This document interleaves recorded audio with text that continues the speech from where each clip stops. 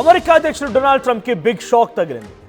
మరిన్ని Epstein ఫైల్స్ని America న్యాయశాఖ బయటపెట్టింది. దాదాపుగా 47,000 డాక్యుమెంట్ల ఫైల్స్ అన్నీ కూడా ఇప్పుడు విడుదలయ్యాయి.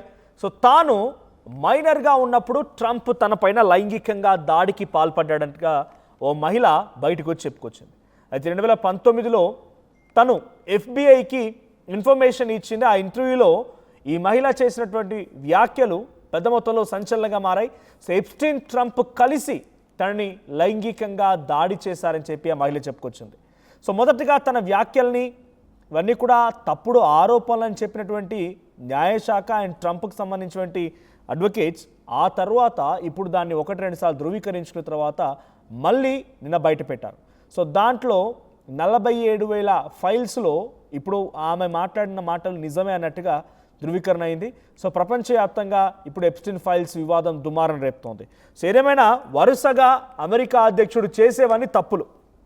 సో ఇక్కడ మన దగ్గర సామెత ఉంటుంది, ముఖ్యంగా తెలుగు రాష్ట్రాలకు వినిపించేది, దూరేరేమో దొంగ గుడిసెలు, చెప్పేవేమో నీతి మాట అన్నట్టుగా. చేసేవేమో పాప పనులు, పాపిష్టి పనులు, దుర్మార్గ పనులు, కానీ చెప్పే మాటలు మాత్రం చాలా పెద్దగా ఉంటాయి.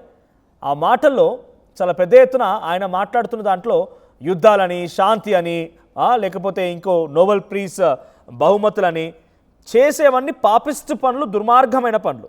సో చాలా క్లియర్గా అర్థమవుతోంది. ఒక మహిళని 2019లో ఆ మహిళ ఇన్ఫర్మేషన్ ఇచ్చింది. అంతకంటే మునుపే తను మైనర్గా ఉన్నప్పుడే 15 ఏళ్ల వయసులోనే, తనకి 15 ఏళ్ల వయసులోనే ఎప్స్టీన్ అనే వ్యక్తి తనని తీసుకెళ్లి ట్రంప్కి పరిచయం చేశాడంట. ఆ ట్రంప్ తనని లైంగికంగా వేధించాడంట. ఆ ట్రంప్ చేసినటువంటి ఈ తప్పు ఆ మహిళ 2019లో అటు చెప్పినా ఏమాత్రం పట్టించుకోలేదు. 2019లో FBIకి ఇచ్చిన ఇంటర్వ్యూలో తను మెన్షన్ చేసింది, నన్ను ట్రంప్ ఇలా వేధించాడు, లైంగికంగా దాడి చేశాడు, ఇబ్బంది గురి చేశాడు, నా పైన కొంత ఇబ్బంది పెట్టాడు, ఒక రకంగా సెక్షువల్ హరాస్మెంట్కి పాల్పడ్డాడని చెప్పినప్పటికీ దానితో పాటుగా మాటలు ఎవరు నమ్మలేదు. ఆ మహిళ మాటలపై ట్రంప్పై అసత్య ఆరోపణలు చేశారంటూ కొంతమంది న్యాయశాఖ అధికారులు పేర్కొన్నారట. సో ఆ తప్పుడు ఆరోపణలు కాదు, వాస్తవాలని కూడా మళ్ళీ వాళ్ళే తేల్చారు.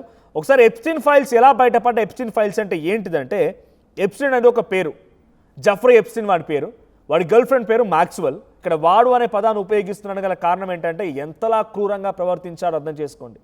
మీరు నమ్మరు, చిన్న చిన్న పసిగుడ్లని, అప్పుడే పుట్టినటువంటి 1 రోజు 2 రోజుల చిన్న చిన్న పిల్లల్ని కూడా, I'm sorry to say this, బహుశా మీరంతా బాధపడతారేమో, బట్ మీకు అర్థం కావడం కోసం చెప్పాను ఎంతటి దుర్మార్గంగా వ్యవహరించాడు ఎప్స్టీన్ అండ్ ట్రంప్ అనే వాళ్ళంటే. ఒకరే కాదు, ఇంకా చాలా ఉన్నారు దీంట్లో. సో వాళ్ళు ఆ 1-2 రోజుల పిల్లల్ని కూడా హతమార్చి వాళ్ళని ఫ్రై చేసుకొని తినేవారంట. అలా తింటే ఎప్పటికీ యంగ్గానే ఉంటామని ఒక అపోహలో వాళ్ళు ఉండేవారంట. సో ఆ రకంగా తిని, ఆ రకంగా ఉంటే మేము ఎప్పుడు చూసినా యంగ్గానే ఉంటామని చెప్పి చిన్న చిన్న పసిగుడ్లని, చిన్న చిన్న పిల్లల్ని ఎప్స్టీన్ అనేవాడు ఒక ఐలాండ్ని క్రియేట్ చేయగలిగాడు. ఆ ఐలాండ్లో ఎప్పుడు చూసినా చిన్న చిన్న అమ్మాయి పిల్లలు. చూడండి అక్కడ విజువల్ చూపిస్తోంది మీకు, ఏదో సినిమా విజువల్ కాదు అది.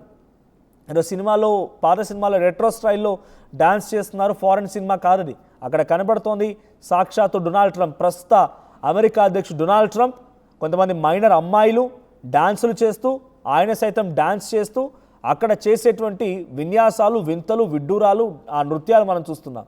సో డొనాల్డ్ ట్రంప్ కూడా దీంట్లో పక్కాగా భాగస్వామ్యం ఉంది అని ఇప్పుడు డిపార్ట్మెంట్ ఆఫ్ జస్టిస్ తేల్స్తూ ఒక డాక్యుమెంట్ రిలీజ్ చేసింది. 2021లో for the first time Ghislaine మ్యాక్స్వెల్ని ఇంటర్వ్యూ విచారించారు, ట్రయల్ ఎదుర్కొంది. సో మ్యాక్స్వెల్ అనేటువంటి ఆ మహిళ ఎప్స్టీన్ గర్ల్ ఫ్రెండ్. సో దాంట్లో ఈ మహిళ చాలా కీలకంగా వ్యవహరించింది. ఆ చిన్న చిన్న పిల్లల్ని రిక్రూట్ చేసుకోవడానికి, ఎటువంటి బడాబాబుల దగ్గరికి ఆ చిన్న చిన్న పిల్లలు పంపించడానికి ఈమె రిక్రూట్ చేసుకుంది. సో ఎలా కనిపెట్టగలిగారు మరి అని అంటే, వాళ్ళకి ప్రత్యేకంగా ఒక ఫ్లైట్ కూడా ఉండేదంట. ఆ ఫ్లైట్ ఎక్స్ప్రెస్ ఫ్లైట్. సో ఆ ఫ్లైట్ కూడా ఉండేది. ఆ ఫ్లైట్ ద్వారానే లొలిటా ఎక్స్ప్రెస్, ఈ లొలిటా ఎక్స్ప్రెస్ అనేటువంటి ఆ విమానం ద్వారానే ఈ మహిళల్ని, లేకపోతే ఇక్కడ ఉన్నటువంటి బడాబాబులందరినీ కూడా ఒక స్పెషల్ స్పాట్కి తీసుకెళ్ళి, ఆ ఐలాండ్కి తీసుకెళ్ళి, ఆ ఐలాండ్లో వాళ్ళ చేత ఈ రకంగా సెక్షువల్ హరాస్మెంట్ చేయించడం, చిన్న చిన్న పిల్లల్ని అబ్యూజ్ చేయడం, వారిని టార్చర్ చేయడం, ఇలా జరుగుతూ ఉండేది. సో అట్లా థౌజండ్స్ ఆఫ్ డాక్యుమెంట్స్ని, థౌజండ్స్ ఆఫ్ మెయిల్స్ని, ఫ్లైట్, వాళ్ళ స్పెషల్ ఫ్లైట్ లాగ్స్ని చెక్ చేసిన తర్వాత ఇవన్నీ విషయాలు బయటపడ్డాయి. సో పబ్లిక్ డాక్యుమెంట్గా మారిపోయింది. ఎప్పుడు చాలామంది వాటి నుంచి ఆర్టీఐ వేసి తీసుకోవడం అంటే, అక్కడి ప్రకారంగా దాన్ని ఏమంటారంటే freedom of something, so freedom of information request, so FIR freedom of information request అక్కడ చేయడం. సో కోర్ట్ డిస్కవరీ ప్రాసెస్లో జర్నలిస్ట్ ఇన్వెస్టిగేషన్లో ఈ వీడియోలన్నీ బయటపడ్డాయి. సో దాంట్లో ఎవరెవరు వెళ్ళారు ఏంటి అనే దాంట్లో ప్రముఖ లిస్ట్ కనుక చూస్తే బిల్ క్లింటన్, డొనాల్డ్ ట్రంప్, తర్వాత ప్రిన్స్ ఆండ్రియో, తర్వాత ఇంకా చాలామంది ఉన్నారు. సో వాళ్ళ పొజిషన్స్, వాళ్ళకి సంబంధించిన అన్నీ కూడా పక్కాగా పకడ్బందీగా కోర్టు రాబట్టగలుగుతూ ఉన్నాయి. సో వరుస వీడియోలు బయటపడుతూ ఉన్నాయి. సో ఆ తర్వాత వరుస ఇన్వెస్టిగేషన్ 2015లో ఒక అమ్మాయి బయటకు వచ్చింది. సో ఎవరిపైన, మ్యాక్స్వెల్ పైన డిఫమేషన్ వేసింది. ఏమని, నన్ను ఈ రకంగా టార్చర్ చేశారు, నన్ను ఇబ్బంది పెట్టారు, నా ఫొటోస్ని వీడియోస్ని ఈ రకంగా చేశారని చెప్పి తనిచ్చిన కంప్లైంట్ ఆధారంగా మళ్ళీ ఇన్వెస్టిగేషన్ జరిగితే ఆ ఇన్వెస్టిగేషన్ అసలు విషయం బయటపడింది. జెఫ్రీ ఎప్స్టీన్ అనేవాడు ఒక పెద్ద సామ్రాజ్యాన్ని క్రియేట్ చేశాడు. చిన్న చిన్న పిల్లల్ని, 13, 14, 15 ఏళ్ళ వయసున్న పిల్లల్ని, యంగ్స్టర్స్ని, 20-25 ఇయర్స్ లోపు అమ్మాయిల్ని, వీళ్ళందరినీ బడాబాబుల దగ్గర తీసుకెళ్ళి వాళ్ళ దగ్గర వారిపైన సెక్షువల్ హరాస్మెంట్ చేయించి వాళ్ళపైన అఘాయిత్యానికి పాల్పడే విధంగా చేసి లైంగిక దాడులు చేసి కొంతమందిని చంపేయడం, ఇంకొంతమందిని చిన్న చిన్న పసిగుడ్లని చంపేసి వారిని తినడం. మనుషులా లేకుంటే ఇంకేమైనా అనాలా అర్థం కావడం లేదు. సో డొనాల్డ్ ట్రంప్ దీని వెనక ఉన్నారా అనే రకంగా అడిగితే ఇక్కడ ఆయన ఉన్నారు అని చెప్పి నిర్ధారణ అయిందట. 2019లోనే ఒక అమ్మాయి ఎఫ్బిఐకి ఇచ్చిన ఇంటర్వ్యూ ద్వారా అది బయటపడింది. సో దాన్ని 13 నుంచి 15 ఏళ్ళ మధ్యలో ఉన్న సమయంలో ఎప్స్టీన్ తనను ట్రంప్ దగ్గరికి పంపించాడని, ఆ ట్రంప్ దగ్గరికి పంపించే తరంలో తనపై లైంగిక దాడి ట్రంప్ చేశాడని. సో అప్పటి నుంచి నాకు ఎప్పుడైతే ఎప్స్టీన్ ఫైల్స్ అనే అంశం బయటకు వచ్చిందో నేను బయటికి చెప్పడానికి వస్తానని చెప్పి నన్ను, నా కుటుంబాన్ని మొత్తాన్ని కూడా బెదిరింపులకు పాల్పడి నన్ను చంపేస్తానని బెదిరించేవాడని చెప్పి ఆ అమ్మాయి చెప్తోంది. సో ఇప్పుడున్న సిచ్యువేషన్లో ట్రంప్ దీనిలో ఉన్నాడా లేడా అని అంటే 100% ట్రంప్ దీని వెనుక ఉన్నాడు అనేది మాత్రం చాలా క్లియర్గా ఇక్కడ ఆ ఫైల్స్ ఇప్పుడు మళ్ళీ డిఓజే అంటే డిపార్ట్మెంట్ ఆఫ్ జస్టిస్ ప్రకటించినటువంటి విధానం ద్వారా అర్థమవుతోంది. సో డొనాల్డ్ ట్రంప్ యొక్క వ్యవహారం ఏంటో మనం చూస్తున్నాం. సో డొనాల్డ్ ట్రంప్ చెప్పేవన్నీ శ్రీరంగ నీతులు, చేసేవన్నీ పాడు పనులన్నట్టుగా చెప్పేవన్నీ శ్రీరంగ నీతులు చెప్తుంటాడు. శాంతి, ఇరాన్లో ప్రజలు చాలా చక్కగా ఉండాలి, డెవలప్మెంట్ అవ్వాలని, లేకపోతే ట్రేడ్ డీల్స్ కుదుర్చుకుంటానని. ట్రంప్ అంతటి వ్యక్తి బహుశా నాకు తెలిసి ఇప్పుడున్నటువంటి వరల్డ్ గ్లోబల్లోనే ఎవరు కూడా ఉండరేమో. పవర్ఫుల్గా అంతే, క్రూరంగా కూడా అంతే. చిన్న చిన్న పిల్లల్ని చంపేసి వాళ్ళు ఎలా తినాలనిపించింది అర్థం చేసుకోండి. యంగ్ ఎప్పుడు చూసినా యంగ్గా ఉండడం కోసం అని చెప్పి చిన్న చిన్న పిల్లల్ని సైతం చంపేసుకొని తిన్నారంట. ఆ ఫైల్స్లో ఆ వచ్చినటువంటి వీడియోలు అర్థమవుతుంది. సో ఇప్పుడు ఎప్స్టీన్ ఫైల్స్ విషయంలో అమెరికా అధ్యక్షుడు డొనాల్డ్ ట్రంప్కి బిగ్ షాక్ తగిలిందని చెప్పాలి. ఆయన దీంట్లో భాగస్వామిగా ఉన్నట్టుగా న్యాయశాఖ తేల్చేసింది.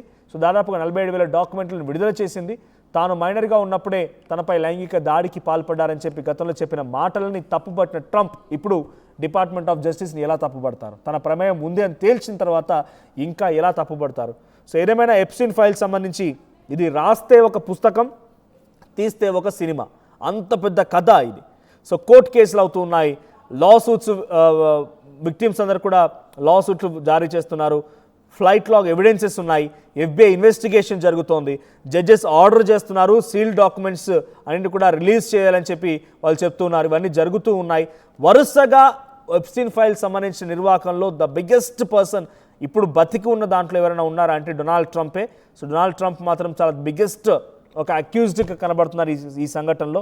మరి ఏం జరుగుతుందో చూడాలి. ఓవరాల్గా 150 మంది ప్రామినెంట్, గ్లోబల్ లెవెల్లో ప్రామినెంట్ పర్సన్స్ అందరూ కూడా దీంట్లో ఇన్వాల్వ్ అయి ఉన్నారంట. దాంట్లో ఎప్స్టీన్ ఫ్రెండ్స్ ఉన్నారు, ఎంప్లాయీస్ ఆర్ స్టాఫ్ ఉన్నారు, చాలా పెద్ద మొత్తంలో బిగ్ బిజినెస్ మెన్స్ ఉన్నారు, గ్లోబల్ లెవెల్ లీడర్స్ ఉన్నారు, పొలిటీషియన్స్ ఉన్నారు. సో వీళ్ళందరూ కూడా ఇప్పుడు మరి ఎప్స్టీన్ ఫైల్స్ కేవలం ఒక కథగా, ఒక అందరికీ తెలిసినటువంటి విషయంగానే ఉండిపోతుందా, దీనికి నిజంగానే తదనుగుణంగా ఏమైనా శిక్షలు వేస్తారా? మరి అగ్రరాజ్యం అమెరికా అంతటి స్థాయిలో శిక్షలు వేసి నిందితుల్ని శిక్షించగలుగుతుందా? ఏం జరుగుతుందో చూడాలి. అసలైన తొలి వెలుగు. ఫాలో వాట్సాప్ @తొలి వెలుగు official.